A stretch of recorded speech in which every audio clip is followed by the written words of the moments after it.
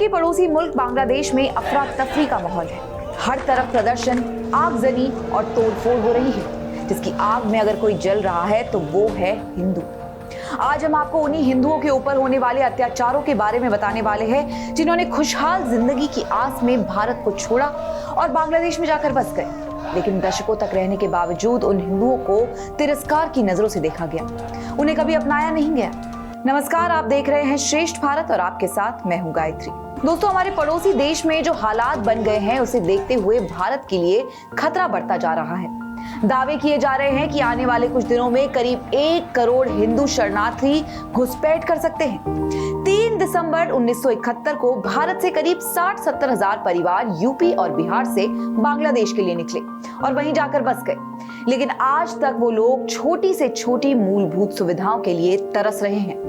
अब जरा इतिहास के पन्ने पलटते हैं और आपको बताते हैं कि आखिर क्यों और कैसे इतनी बड़ी तादाद में यूपी बिहार के लोग बांग्लादेश पहुंचे थे। साल 1947 में जब भारत आजाद हुआ तब उसके 2 टुकड़े हुए थे और पाकिस्तान नाम का एक नया मुल्क दुनिया के नक्शे पर आ गया।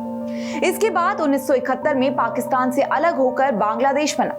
तब हजारों लाखों मुसलमान उस देश को अपने धर्म का समझकर वहां पलायन कर गए।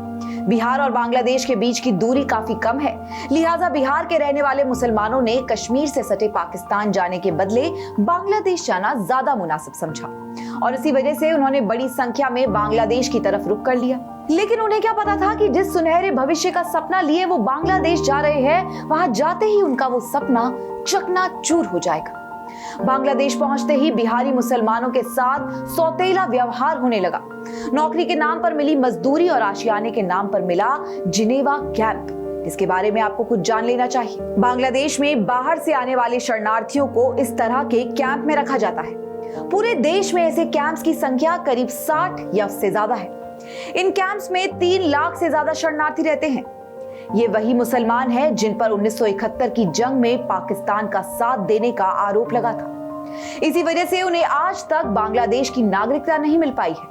दोस्तों, बांग्लादेश में रहने वाले मुसलमानों को बंगाली मुसलमान कहा जाता है, क्योंकि ये आपसी की बोलचाल में बंगाली भाषा का इस्तेमाल करते हैं। वहीं बिहार से गए मुसलमान हिंदी या उर्दू में बात करते हैं, जो इनके लिए किसी श्राप से कम नहीं है। इनकी भाषा की वजह से ही इन्हें तिरस्कार की नजरों से देखा जाता है। आप ये जानकर हैरान होंगे कि बांग्लादेश बनने के तुरंत बाद ही यूपी, बिहार और पश्चिम बंगाल से बड़ी तादाद में मुसलमान वहां पलायन कर गए थे। लेकिन आज तक ना तो उन्हें वहां की नागरिकता दी गई और ना ही कभी बांग्लादेशी समझा गया।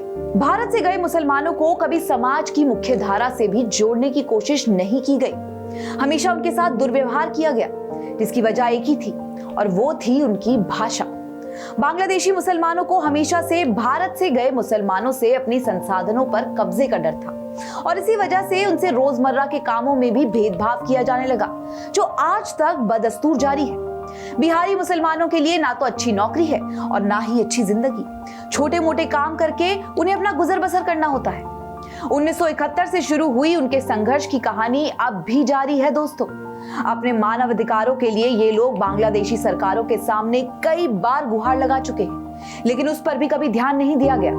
साल 2008 में उन गरीबों के लिए एक आशा की किरण जगी जब बांग्लादेश की सुप्रीम कोर्ट ने उन बिहारियों को नागरिकता देने की बात कही, जो 1971 के दौरान नाबालिग थे या फिर उसके बाद पैदा हुए।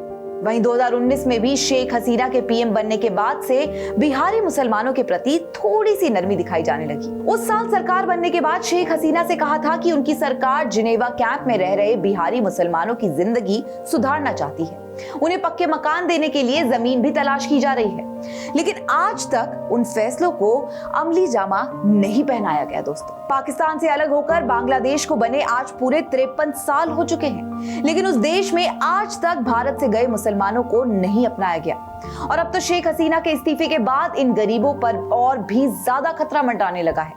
अब आगे इनके साथ कितने और जुल्म और सितम किए जाएंगे, ये भारत के लिए चिंता का विषय है। खैर, इस खबर के बारे में आपकी क्या है राय, हमें कमेंट करके जरूर बताएं। नमस्कार। श्रेष्ठ भारत पर खबरों से जुड़े रहने के लिए चैनल को सब्सक्राइब और लाइक करें, बेल आइकन दबाएं और देखते रहें श्रेष्ठ भारत।